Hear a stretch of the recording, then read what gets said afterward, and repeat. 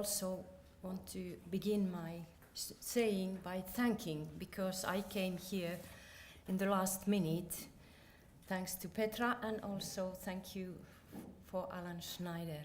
So I'm so happy to be here. And I could say the reason I'm here is here in my necklace, or what is this called? And it's written in Hebrew, Shoked ani al dvari.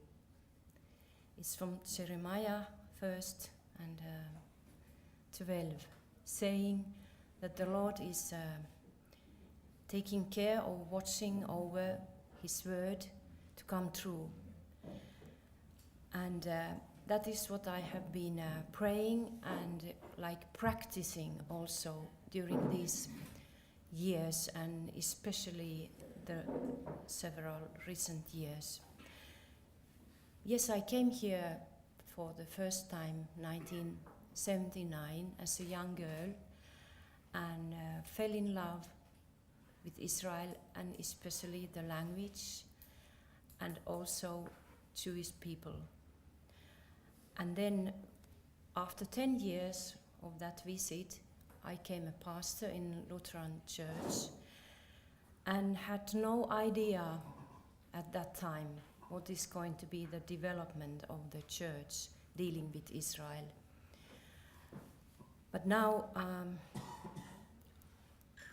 in this moment, I could say it like describing my coming here. I came when we left from my town in Joensuu, in the eastern part of Finland. There was a thick fog, so all the planes were delayed. So when we finally came to Helsinki, where my connecting flight was, so we were terribly late, and all the gates to the plane where I should take were already closed. And then I thought maybe what's going to happen now, but I have been here so many times in Israel, and I have learned that you will try to the last minute, and if they say no, definitely no, then that's it. So I went there and said, have mercy on me. I have a transfer flight to Warsaw and then to Tel Aviv. Please take me in. And even though they had said to several people already that they don't get anyone to come to the plane anymore. So, by God's miracle, for some reason, they said, okay, give your ticket and you can go. And so that's why I'm here now, and not in Helsinki or not in Joensuu, in my hometown. So what I mean by telling this is that I have the feeling that among the church we somehow have a thick fog in front of our eyes dealing with Israel. There are people who see clearly through this fog, and they see the situation, and they see also the direction where we are going to, but then there are very many people who can't see it at all. They are like there's something behind, in front of their eyes, and they don't see and they don't realize. I have written in my paper also things about the Lutheran Church in Finland, so I won't repeat them, but I will a little bit more describe of the situation. I have no numbers, but I think I'm right when I'm saying that most of the Lutheran pastors, they believe in my country to the replacement theology. So they no more believe that Israel is the chosen people, and because of that, they are quite embarrassed if someone is saying that still Israel is the chosen people, or like I did on Sunday morning after the service when we were discussing that I'm going now to Israel. And one young lady asked me, what's it all about? Why do you love Israel? Like saying it's past, it's not any more relevant. So I said, I still believe that the promises in the Bible, they are true. That what God promised to Israel and Jewish people, it still is true. And I could see from her face that I was saying something weird to her. And this is the situation, I would say, mainly when we pastors, when we come together and when we talk about things. All the other issues, they can be like, we are talking freely. But whenever someone is even mentioning the name Israel, so it's some kind of tension, you can feel it in the air. And then everyone is trying to think what they are saying. They want to be polite. And actually no one is then wanting to say anything.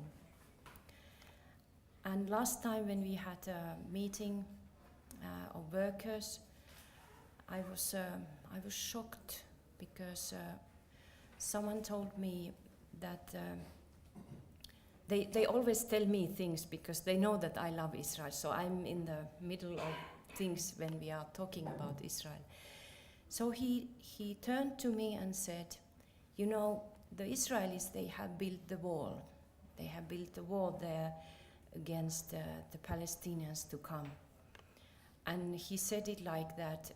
We were talking about the situation in Syria, and he was comparing that also in Israel they are doing bad things like this. And I was looking at him and thinking, what on earth I can say to him? He doesn't realize the situation at all. So I just said, I told my personal story from 1996, before the war.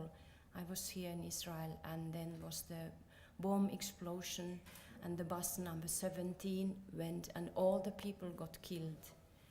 And I said to him that before that war, several people got killed, and innocent people. So what do you think about that? And now when we have this wall here in Israel, so there are not so many bomb attacks.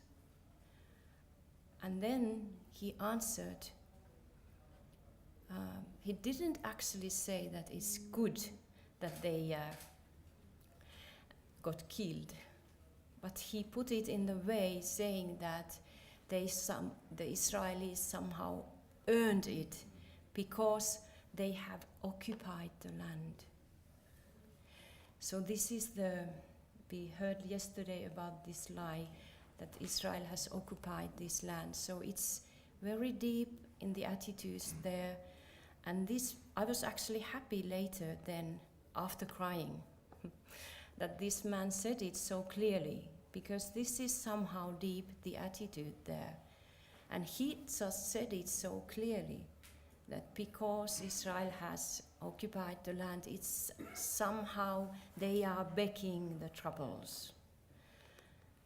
And I couldn't say this so openly in our work meeting because no one could understand me. They just would stare me, and I could feel on my skin that they can't understand at all. And it's based of the whole issue for me is issue of Bible and how we understand the promises of Bible.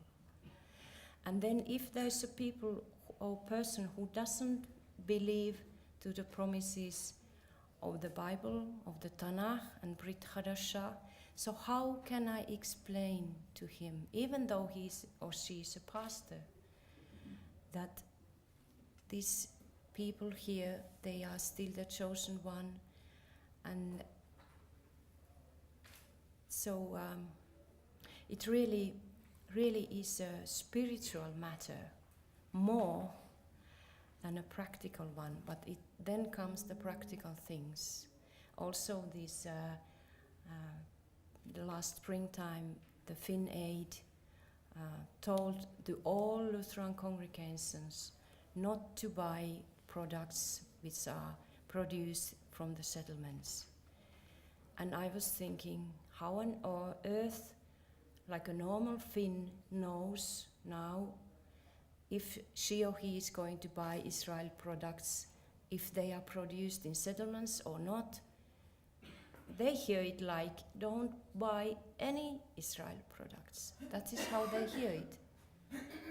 So I think we have a thick fog. But I have to finish my talking. The hope is in two things. The one is that the God will open the gates as he did for me. And the other one is that the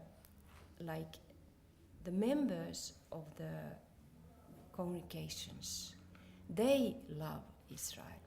They come here. They support Israel.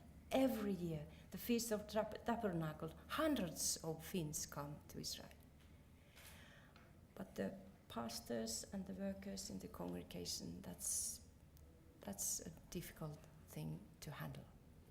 Okay. Thank you. I should finish.